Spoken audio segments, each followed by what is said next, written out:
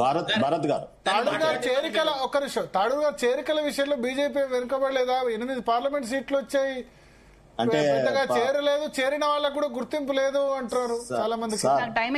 మాది 14 కోట్ల మంది మెంబర్షిప్ ఉన్న పార్టీ అండి. తెలంగాణ విషయం చెప్పండి. దేశం ఒక్క నిమిషం శరత్ అన్న వెళ్ళిపోతున్నా.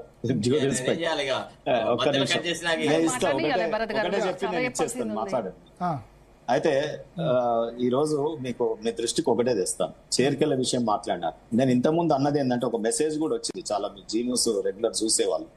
నేను అన్నది కంపేర్ చేస్తున్నది ఏంటంటే, ఇవాళ ఆ రోజు శరత్ అన్న చెప్పింది సత్యం. నేను అదే పార్టీలో ఉన్నా, తెలుగుదేశంలో.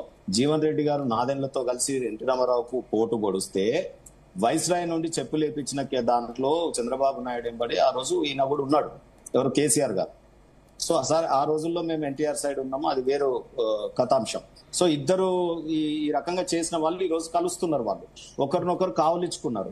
ఆ కావలించుకునే దాంట్లో మరి కత్తులు ఉంటాయా, రేపు ధృతరాష్ట్ర కౌగిలు అవుతాయా, లేకపోతే మునిగిపోతున్న దీన్ని, లేకపోతే కారు పంక్చర్ అయితే ఈయన టైర్లు మారుస్తాడా, లేకపోతే ఈయన రీట్రేడ్ టైరు కాంగ్రెస్ వాళ్ళు వాడుకొని పక్కకు పడేస్తే ఆయన రీట్రేడ్ చేసి ఆ కారుకు ఈ టైర్ తొలగించుకుంటాడా, రేపు బయటికి వెళ్తాడా?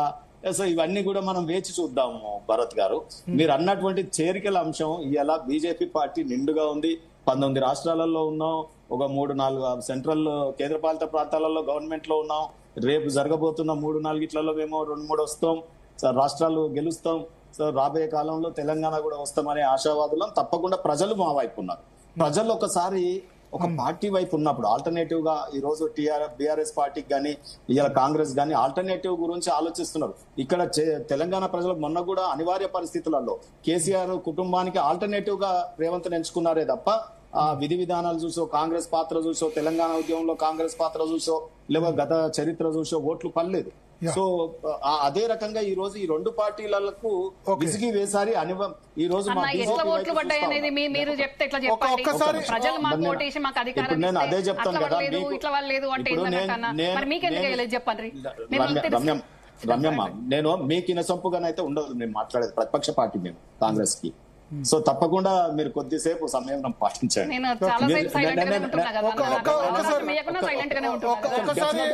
కల్లూరు శ్రీనివాసరెడ్డి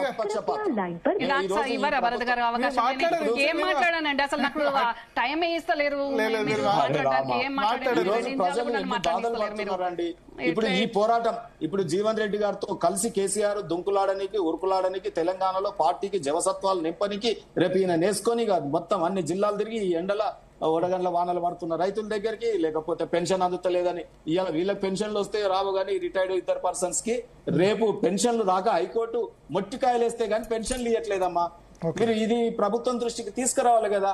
సో ఇది ఇయ్యొద్దా చెప్పండి? మీరు పెన్షన్లకు హైకోర్టు మొట్టికాయలు వేస్తేనే డబ్బులు ఇవ్వాలా?